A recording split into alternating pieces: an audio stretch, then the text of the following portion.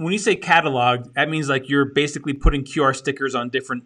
No. So I don't do the QR code thing, and I'll tell you why. Because I learned from it. It's a pain. It's a pain in the ass to manage. Really? Well, the first thing you have to have is I need an SOP. Where do I put the sticker?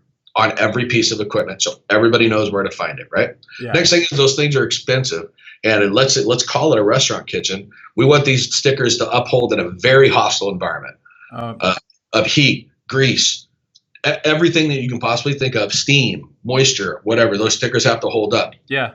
Now, somebody could put a sticker over. You can have a vendor come in and go, oh, hey, who is this? They put a sticker over it. Or maybe they don't see the initial sticker, so somebody puts another sticker on it. Yep. Now I got to replace that piece of equipment. Now what? I need a new sticker. I got to reprogram the QR code. I got to do all of those things. Wow. So what we do is take an actual photo of the unit itself, and then we take a photo of the data plate, and that lives there forever. And now if we have multiple pieces of equipment, like say you have a whole bank of fryers, for instance, Yep. we'll put big phenolic numbers on there, and then we have what we call naming conventions. So that's a big piece when it comes to cataloging. Getting these people to call the equipment the same thing every single time, right? Gotcha. Is it RTU1? Is it AC1? Is it dining AC? Is it whatever it is? Yeah.